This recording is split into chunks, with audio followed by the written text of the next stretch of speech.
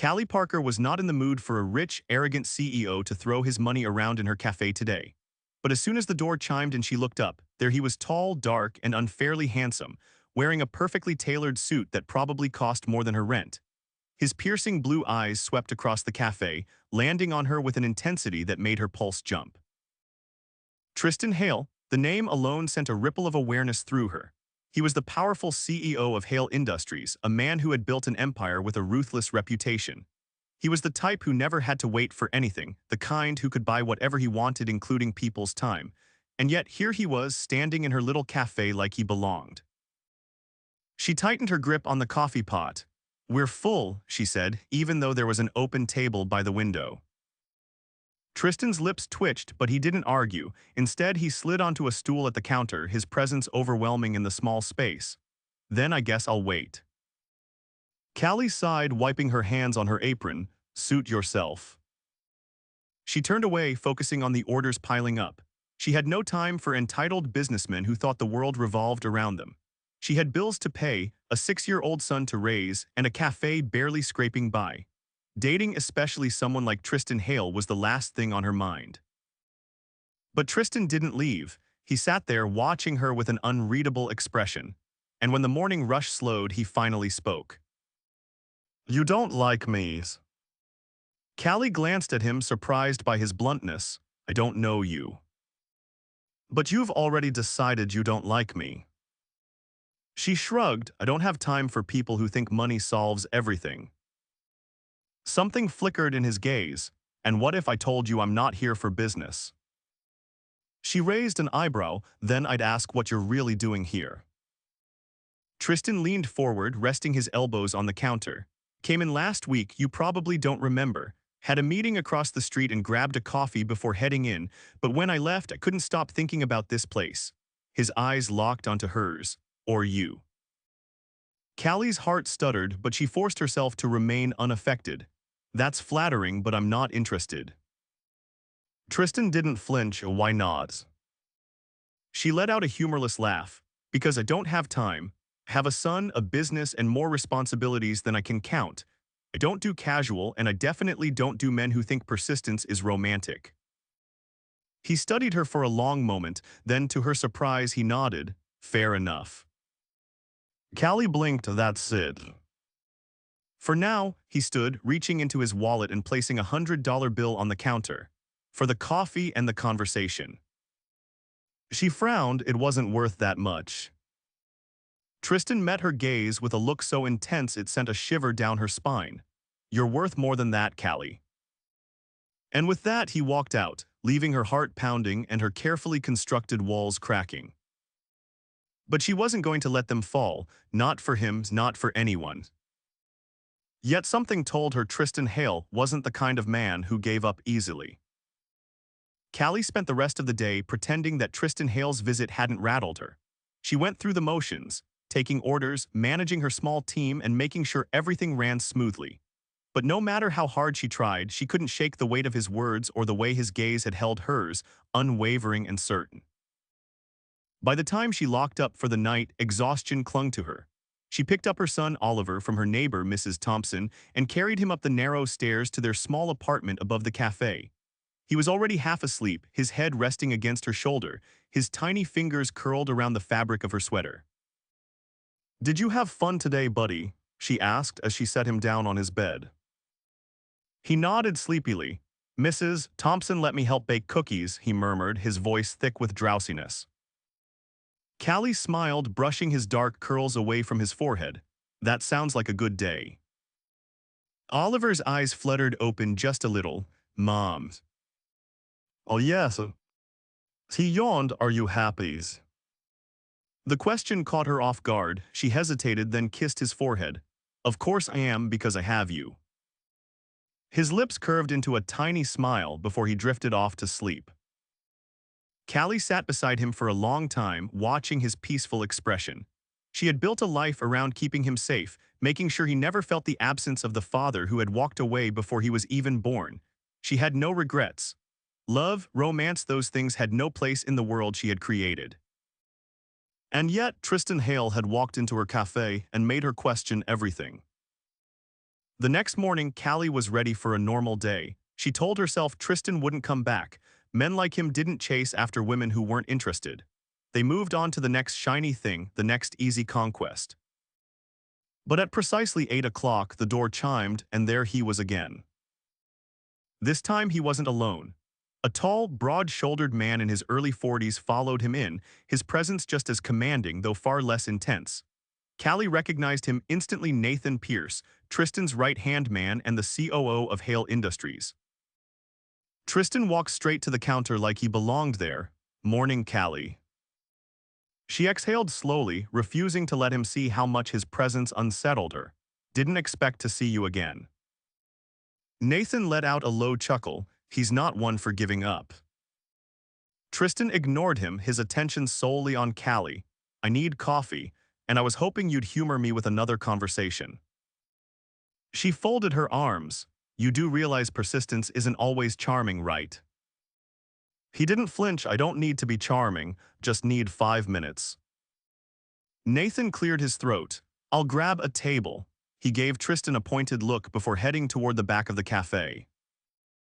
Callie sighed. "Fine, 5 minutes." Tristan leaned against the counter, his expression unreadable. "I'm not here to play games. I know you have a son, I know you're busy, and I know you don't trust easily." Her pulse quickened, but she kept her face neutral. And I'm not asking for anything you're not willing to give," he said simply. "I just want to get to know you." She narrowed her eyes. "Why?" His jaw tightened slightly. "Because I can't stop thinking about you." The honesty in his voice sent a strange warmth through her. She wasn't used to men like him, men who didn't dance around their intentions, who didn't try to manipulate or charm their way into her life. But that didn't mean she was ready to let him in. She shook her head. "Look, Tristan, you don't know anything about me, and I don't have time for—" "Then let me learn," he interrupted. "No expectations, no strings, just let me be here." She stared at him, searching for some hidden agenda, but all she found was unwavering determination. And that terrified her more than anything. Before she could respond, Nathan called out from his table, "Tristan, we're going to be late."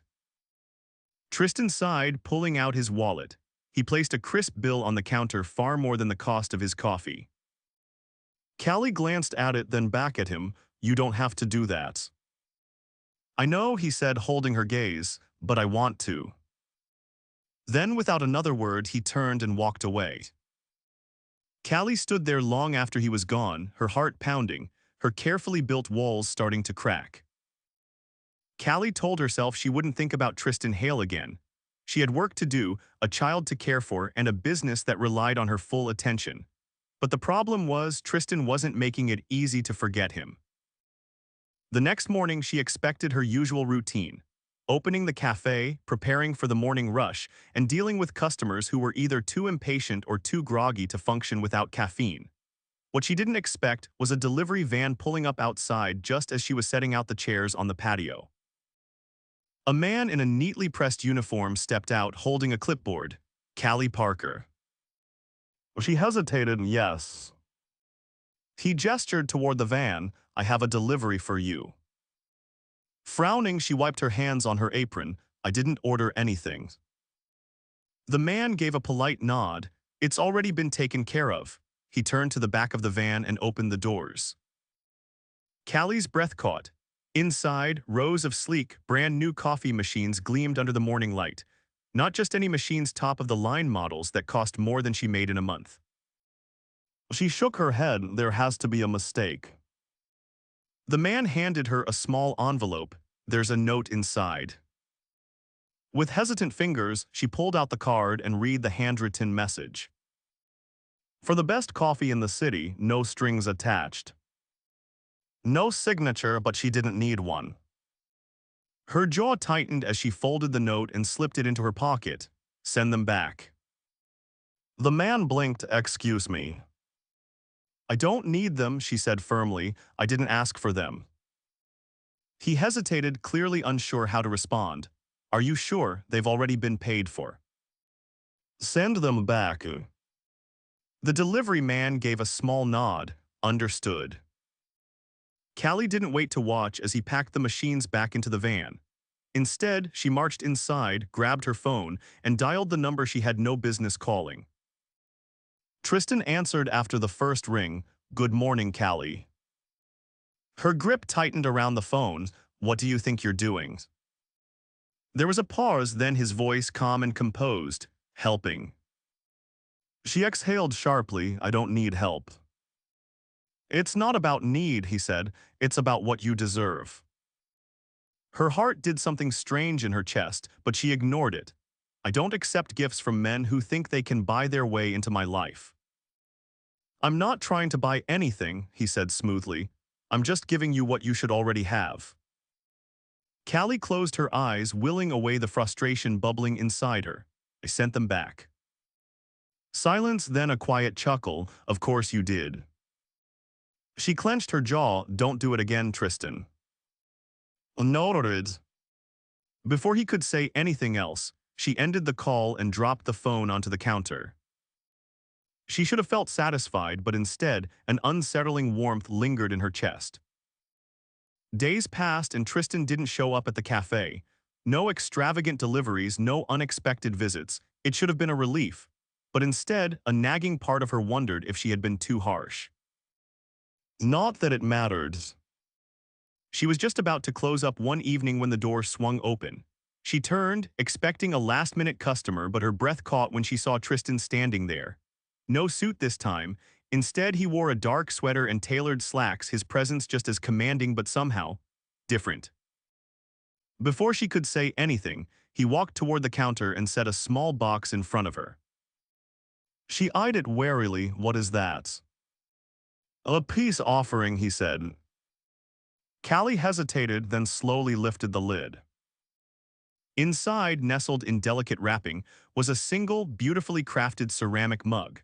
The words "Callie's Café" were elegantly scripted across it in gold lettering. Her fingers brushed against the smooth surface as she swallowed. "You didn't have to." "I know," he interrupted gently, "but I wanted to." Something in the way he said it made her chest tighten. She exhaled, setting the mug aside. "Tristan, I don't know what you're expecting from me." He studied her, his expression unreadable. "I'm not expecting anything." She searched his face, looking for deception, for some hidden agenda. But there was none, just quiet certainty. That was almost worse. Because if he had been just another man trying to win her over with money, she could have dismissed him. But Tristan wasn't playing games. And that terrified her.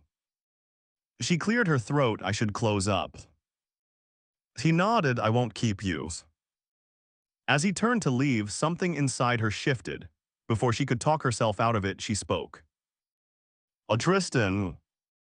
He paused, glancing back. She hesitated, then lifted the mug. "Thank you." His lips curved slightly, not quite a smile, but something close. "You're welcome, Callie." Then he walked out, leaving her staring at the small golden letters on the mug, her heart beating far too fast. Callie wasn't sure when everything shifted. Maybe it was the night Tristan left her cafe after she thanked him. Maybe it was the way he had stopped trying to impress her with extravagant gestures and instead just showed up patient, unwavering, present. He didn't push, didn't demand anything from her. And somehow, that made it impossible to ignore him. She found herself looking for him, caught off guard by how easily he had slipped into her thoughts. And then one evening, Oliver met him. It had been an accident. Callie had just finished closing the cafe when Oliver came bounding down the stairs from their apartment, barefoot, holding a book in his small hands. "Mom, can you read me this one tonight?" His excited voice echoed in the quiet cafe. Callie turned from wiping down the counter, ready to remind him to put on slippers, when she saw Tristan standing by the door. Oliver noticed him at the same time. The little boy's gaze flicked up to the towering man, wide with curiosity but not fear. Tristan, to his credit, didn't speak right away. He simply crouched down so he wasn't towering over him. Callie's heart pounded. Oliver studied him, then held up the book. "Do you like stories?" A small smile crossed Tristan's lips. Depends on the story. Oliver's eyes lit up.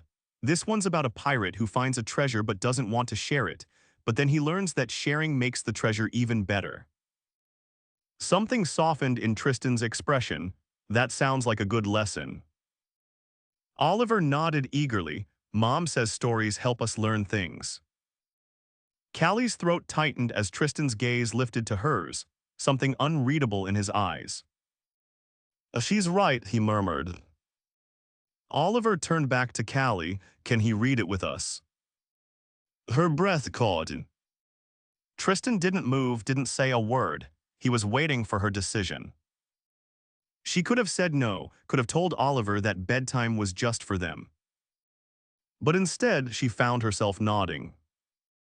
Just this once, she said softly.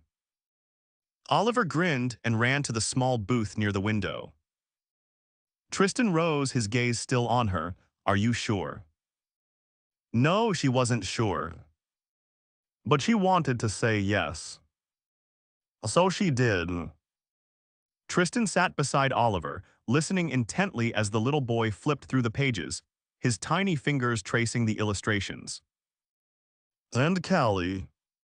She realized with a sinking certainty that the walls she had built around her heart weren't just cracking. They were falling. After that night, things changed. Tristan became part of their world in small, quiet ways. He never forced his way in, never overwhelmed them. But he was there. Sometimes he showed up at the cafe after work, sitting at the counter while she closed up, talking to her about things that had nothing to do with business or money.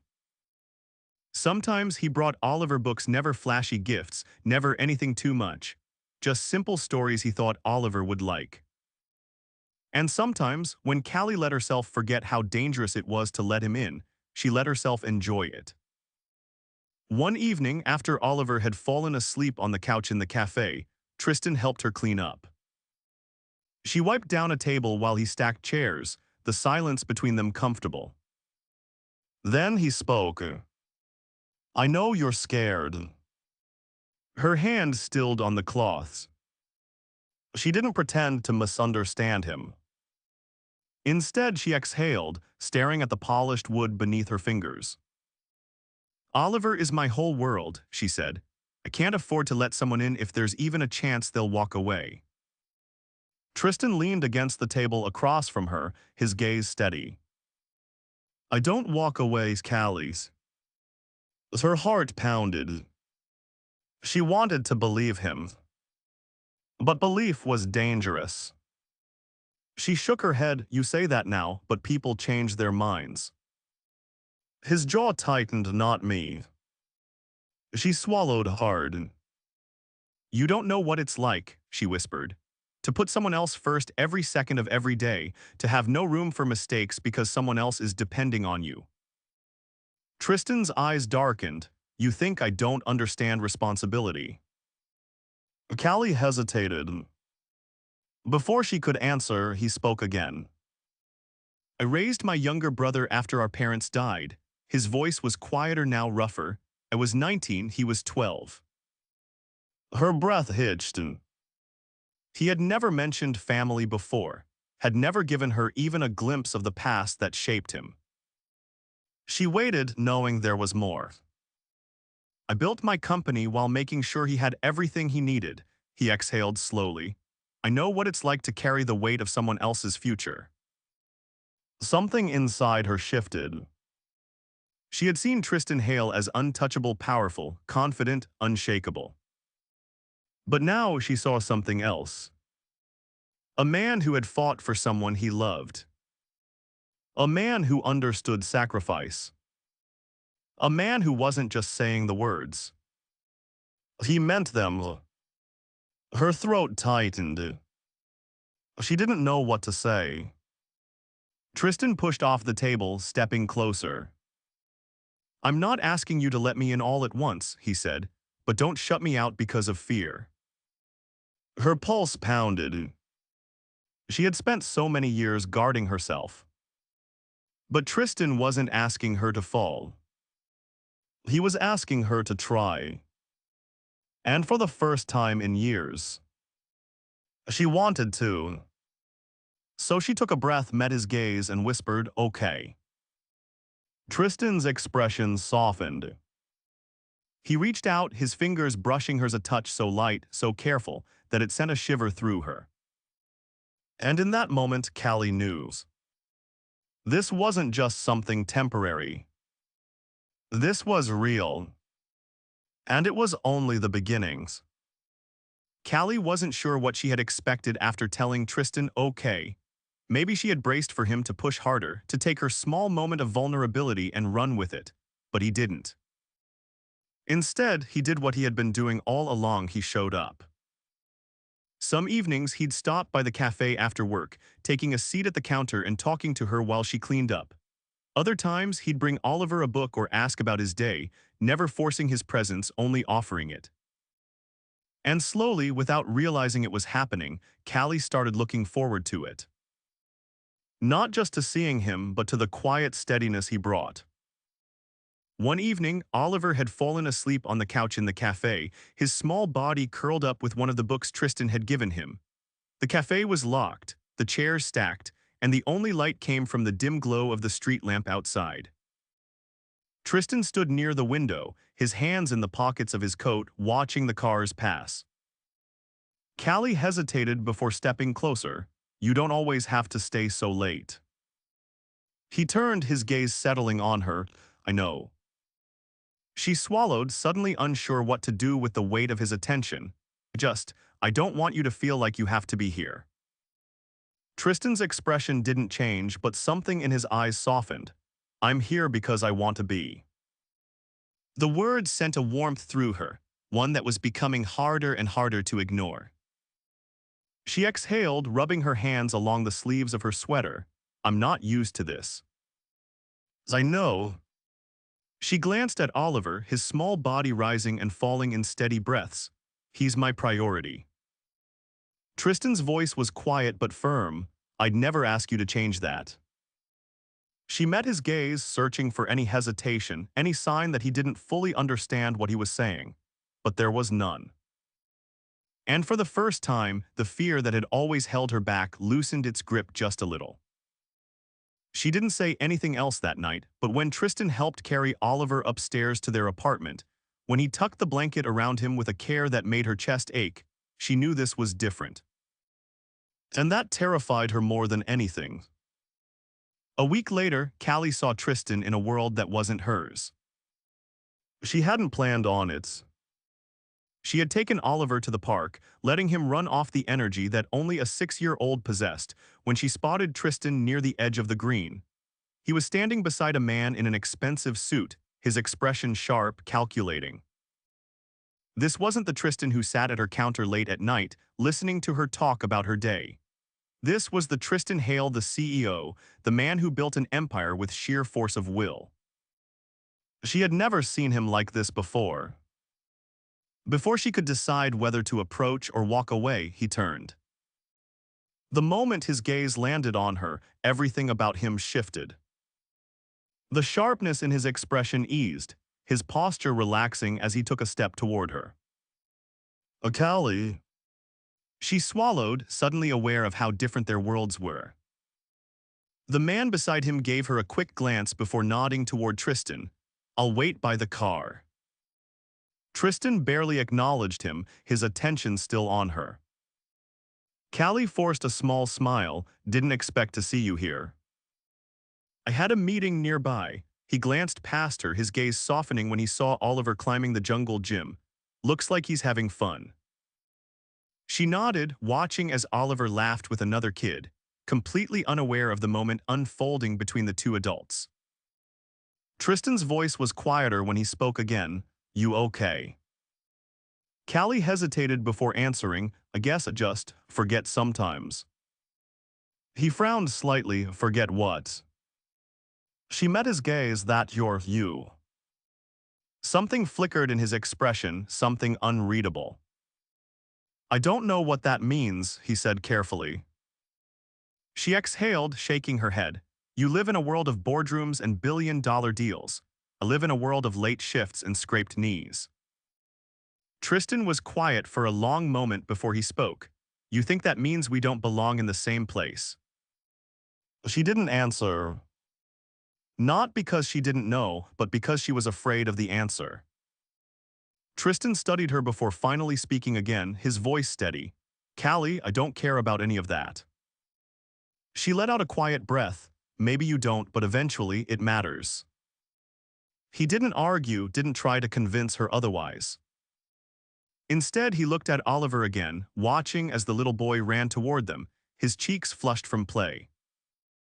And when Oliver grabbed Callie's hand, looking up at Tristan with a bright, innocent smile, she realized. Maybe it wasn't about the world they came from. Maybe it was about the world they could build. That night, as Callie locked the cafe doors, she found Tristan waiting outside.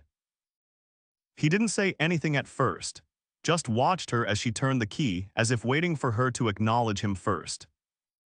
She sighed, leaning against the door. You don't give up, do you? His lips curved slightly, not when something's worth it. Her heart pounded, and you think this is. Tristan stepped closer, closing the space between them. I know it is. Callie swallowed, the weight of his words settling deep inside her. She could keep fighting this, keep pretending she didn't feel the way she did. Or she could let herself have something she hadn't dared to want in years. She took a shaky breath. I don't know how to do this. Tristan's voice was quiet, steady. Then let's figure it out together. The words unraveled something inside her. And for the first time, she didn't try to stop it. She just let it happen. Callie had spent years building walls around her heart, and now, standing in the quiet glow of the cafe's street lamp, she could feel them crumbling brick by brick. Tristan wasn't just pushing his way into her life, he was settling into it, piece by piece, as if he had always belonged there.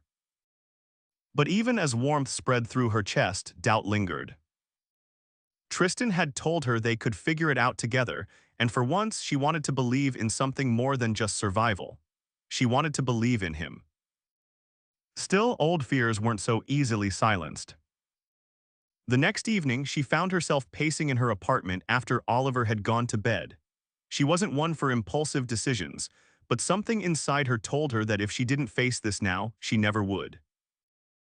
So she grabbed her coat, locked up, and made her way to the address Tristan had given her weeks ago, the one she had never dared to use. The building was sleek and modern, towering over the city with its tinted glass and understated opulence. The doorman greeted her with a polite nod, barely asking questions before escorting her to the private elevator. Her heart pounded with every floor they ascended, each second stretching unbearably long. Then the doors slid open, revealing a space so vast and elegant it stole her breath. Floor-to-ceiling windows framed the glittering skyline, and the open layout gave everything a sense of quiet luxury. Tristan stood near the windows, his jacket draped over the back of a chair, his sleeves rolled up as he poured himself a drink. His gaze lifted the moment she stepped inside. You came, he said, as if he had known she would. Callie tightened her grip on her coat. I needed to see something. He set his glass down and turned fully to face her. What is it? She hesitated, trying to find the right words. I needed to see your world, the one you don't talk about. His expression didn't change, but something in his stance shifted, less guarded, more open. And she swallowed. It's different. A ghost of a smile touched his lips. I imagine it is. She glanced around, taking in the quiet richness of it all. The space was beautiful, but it felt empty, lived in but not lived with. Her gaze returned to his. Do you ever get lonely here? Tristan exhaled slowly. I used to. The weight of his words settled between them. Callie stepped forward, her pulse thrumming. I don't want to be something temporary in your life. His jaw tightened. Your nods. She searched his face, looking for hesitation, for uncertainty. She found none.